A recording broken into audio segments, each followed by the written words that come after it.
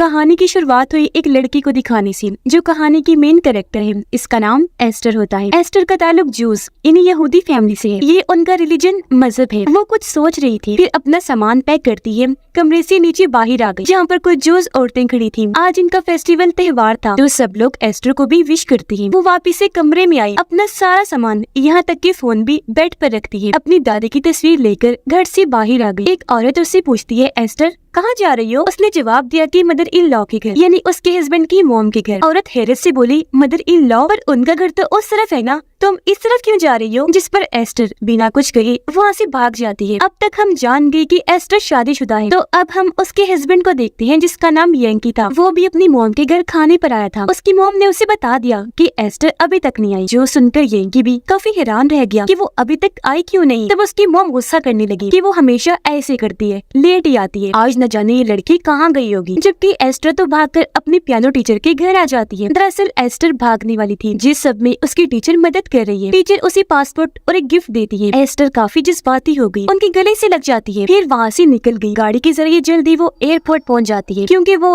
Berlin जा रही थी। अब उसने घर क्यों छोड़ा, इसका जवाब हमें आगे पता चलेगा। यंकी एस्टर को ढूंढता हुआ घर आया। उसे पता चला कि वो तो घर छोड़कर जा चुकी है। अगली सुबह अपनी मॉम को भी उसने ये बात बता दी कि वो जा चुकी है। यंकी की मॉम को काफी गुस्सा आया, बोलती है ना जाने कहाँ चली गई होगी। यंकी कहता है, मॉम मुझे लगता है वो मेरे साथ खुश नहीं, जब भी वो छोड़कर चली गई है। मॉम कहती है, पर हमने आज तक उसे कुछ भी नहीं कहा, उसे ऐसा करना नहीं चाहिए था। एस्टर बर्लिन पहुँच गई। एक घर पे आकर दरवाजे की बेल बजाती है, लेकिन जब कोई दरवाजा नहीं खोलता तो वो सीढ़ियों पर बैठ जाती है और अपनी पास्ट माजी को याद करने लग गई कि उसके डैड हमेशा फेस्टिवल के दिन शराब पीती थी, जो चीज किसी को भी पसंद नहीं थी, पर उन्हें इस बात से कोई परवाह नहीं थी। अब कहानी में पास्ट और प्रेजेंट मौजूदा वक्त बार बार दिखाए गए हैं, तो हम कभी पास्ट में जाएंगे तो कभी प्रेजेंट में वापस आ जाएंगे। खैर अब कहानी प्रेजेंट टाइम में वापस आ गई। एस्टर अपने टीचर का दिया हुआ गिफ्ट खोलती है, जो दरअसल एक कंपास था, यानी जो रास्ता वगैरह बताने में मदद करता है, जिसे देखकर वो बहुत खुश हो गई। फिर वो सामने अपनी मॉम को देखती है, क्योंकि बर्लिन वो अपनी मॉम के पास ही आई थी, पर जब वो उनको एक औरत के साथ देखती है तो फिलहाल उनके पास नहीं जाती। यंकी की फैमिली सोच रही थी कि एस्टर ऐसे अचानक कहाँ जा सकती है, जबकि वो तो बर्लिन की गलियों में घूम रही थी। वो खुद को आजाद समझ रही थी, क्योंकि वो एक ऐसी माहौल से आई थी जहाँ एक किस्म का औरतों को कैद करके रखा जाता है, यानी कि उन्हें कुछ भी करने की इजाजत नहीं थी। उतनी आजादी नहीं थी जितनी मर्दों को होती है। वो एक कॉफी शॉप में गई, देखती है कि एक लड़के को कॉफी के कप्स उठाने में मसला हो रहा है,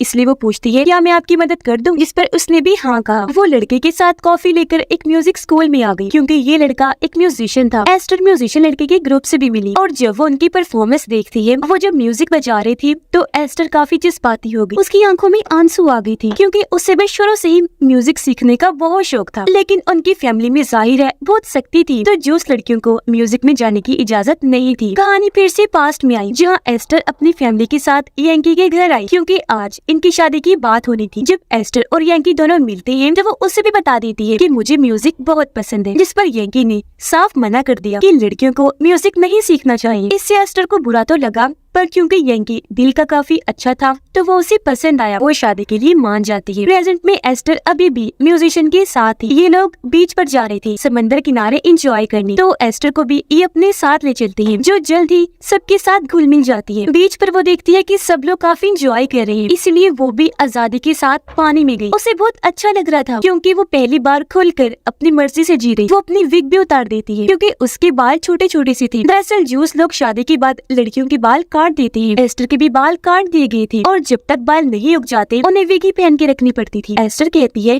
कि मैं जैसी हूँ वैसी रहूंगी, किसी के भी लिए खुद को अब से नहीं बदलूं। यंकी जब घर पर था तो उसे एस्टर के पियानो टीचर का एड्रेस मिलता है। यंकी और उसका भाई जो वहाँ पर गए तो वो भी कह देती है कि एस्टर तो यहाँ पर आए ही नहीं। वो फिर एस्टर का फोन चेक करती है, जिसमें एक वॉइस मैसेज था जो एस्टर ने अपनी मॉम को भेजा था। उसे यंकी को पता चलता है कि एस्टर माँ बनने वाली है। उसे काफी हैरत भी हुई और खुशी भी। ये बात उसने अपनी फैमिली को भी बताई। उसके बड़े यंकी को कहती है कि वो बच्चा इस घर का वारिस है, तो तुम्हें एस्टर को कैसे भी करके वापस लाना होगा। इसीलिए वो अपने भाई के साथ बर्लिन जाने की तैयारी करने लगता है। उधर एस्टर का फिलहाल कोई ठिकाना नहीं था, तो जाहिर है सोने के लिए भी उसके पास जगह नहीं थी। इसीलिए वो चुपचाप म्यूजिक स्कूल में घुस आई, चुपके से एक कमरे में जाकर जमीन पर ही सो जाती है। पास में वो वक्त दिखाया गया जब एस्टर की शादी होने वाली थी। एस्टर की मोम उससे मिलने आई, लेकिन वो अपनी मोम से काफी नाराज थी क्योंकि वो बचपन में ही उनकी फैमिली को छोड़ के चली गई थी। एस्टर को उसकी दादी अलग कमरे में ले गई, समझाती है कि तुम्हारी नई जिंदगी शुरू होने वाली है। फिर उन्होंने एक औरत को भी बुलाया ताकि वो एस्टर को समझा सके। औरत उसे सारी बात समझाती है कि शादी के बाद तुम कैसे एक अच्छी वाइफ बन सकती हो। साथ ही तुम्हें अपने ज्यूस वाले सारे रस्मो रिवाज को भी पता होना चाहिए क्योंकि ज्यूस लोगों के कल्चर रस्मो रिवाज काफी ऑर्थोडॉक्स है, अलग ही किस्म की अजीब है, जो खास औरतों के लिए ही बनाई गई है, जिन पर हर हाल में इन लोगों को चलना होता है। प्रेजेंट में एस्टर सो कर उठी। म्यूजिक स्कूल से जब वो जाने लगी तो उसे बच्चों की आवाजें आने लगती है, जिसके साथ ही वहाँ एक औरत एस्टर को देख लेती है। उसे काफी हैरत हुई कि ये यहाँ पर क्या कर रही है। उसने फौरन इस बारे में जाकर स्कूल के प्रिंसिपल को बता दिया। वो जब यहाँ आई तो एस्टर कहती है कि माफ करना, गलती हो गई मुझसे, जो मैं यहाँ सो गई, आइंदा ऐसा नहीं होगा, जो कहकर वो यहाँ से जाने लगी। लेकिन प्रिंसिपल एस्टर को अपने साथ एक होटल में लेकर गई। वो समझ गई थी कि एस्टर के साथ जरूर कुछ बहुत बुरा हुआ है, इसीलिए वो उसे कहती है कि अगर तुम्हें म्यूजिक का शौक है या तुम अपनी जिंदगी में कुछ करना चाहती हो तो स्कूल की स्कॉलरशिप हासिल करने का तुम्हारे पास एक मौका आ रहा है। हमारे स्कूल में बेसहारा लोगों के लिए एक प्रोग्राम रखा जा रहा है जिसमें जीतने वाले बच्चों को स्कॉलरशिप मिलने के चांसेस है। अगर तुम चाहो तो उस प्रोग्राम का फॉर्म भर सकती हो। इस पर एस्टर भी कह देती है, ठीक है सर, मैं आपको सोच के बता दूंगी। यंकी और उसका भाई एस्टर को ढूंढते हुए बर्लिन पहुंच जाती है। सुबह को ये जब होटल के कमरे में थे तो यंकी का भाई अपना सामान निकालता है, जिसमें यंकी को एक अजीब सा बॉक्स दिखा। उसने जब खोलकर चेक किया तो अंदर एक गन थी, जिसे देख वो काफी डर गया कि ओह माय गॉड,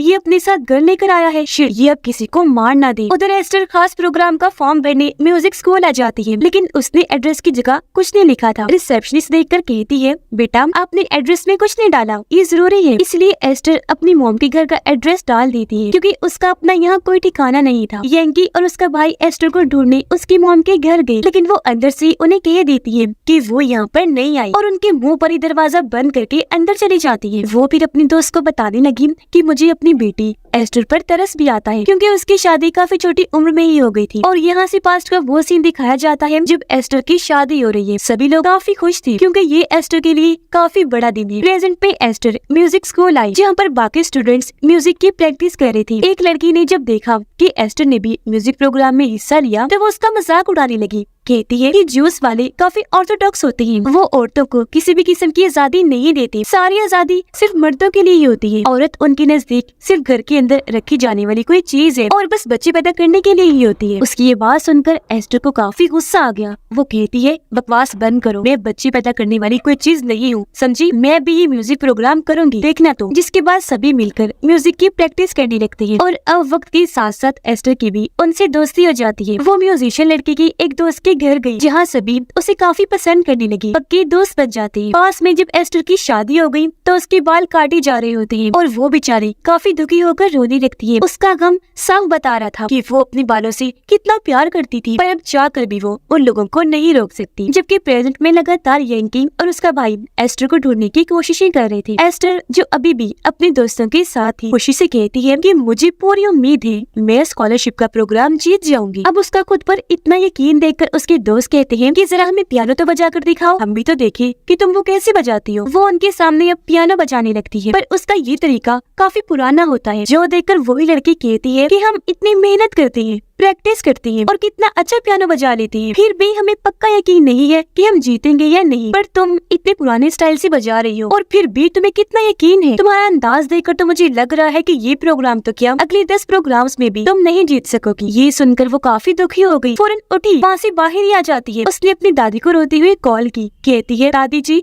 मुझे समझ नहीं आ रही अब मैं क्या करूँ। पास में दिखाया गया कि एस्टर की शादी को काफी वक्त हो गया था पर उसका बच्चा नहीं हुआ, जिस वजह से यंकी की मोम बच्चे के लिए उस पर काफी प्रेशर डाल और वो बेचारी चुपचाप बस सुनती ही है। प्रेजेंट में एस्टर डॉक्टर के पास आई अपना चेकअप करवाने क्योंकि वो प्रेग्नेंट थी, उसका बच्चा पैदा होने वाला था। वो फैसला करती है कि अब मैं इस बच्चे के साथ ही अपनी सारी जिंदगी गुजारूंगी। यंकी और उसका भाई एक बार में आई जहाँ यंकी एक औरत से कहता है कि मेरी वाइफ शायद मेरे साथ खुश नहीं, मुझे उसकी खुशी के लिए क्या क्या करना चाहिए। तब औरत ने बताया कि तुम उसकी हर हाल में मदद करो, उसका साथ दो और उसे हर वो चीज दो जिसकी उसे जरूरत है। पास्ट में एस्टर को जब बार बार बच्चे के लिए प्रेशर दिया जा रहा था तो उसे काफी बुरा लगता है। प्रेजेंट में यंकी एस्टर की मॉम के घर गया, उन्हें अपना नंबर देते हुए कहता है कि एस्टर का जैसे कुछ पता चले मुझे फौरन बता दीजिएगा। लेकिन यंकी के भाई को एस्टर की मॉम पर शक था कि पक्का इसने एस्टर को कहीं छुपा के रखा हुआ है और ये हमसे छुपा रही है। इसलिए एक दिन चुपके से वो एस्टर की मॉम के घर घुस आया। वहाँ जब छानबीन करने लगा तो उसे एस्टर के म्यूजिक प्रोग्राम के फॉर्म मिल जाते हैं जो पोस्ट वाला आदमी यहाँ रख गया था, क्योंकि एस्टर ने यहाँ का एड्रेस दिया था। इसलिए एस्टर अपने दोस्तों के साथ एक म्यूजिक क्लब में आई, जिस बीच वो म्यूजिशियन लड़की के साथ डांस करने लगती है जो अब उसका दोस्त बन गया था। जबकि यंकी का भाई भी उन फॉर्म्स के जरिए इस क्लब में पहुँच गया और अब वो एस्टर को भी यहाँ देख लेता है। सबूत के तौर पर वो एस्टर की कुछ तस्वीरें बना लेता है ताकि यंकी को दिखा सके, और ये वही तस्वीरें थी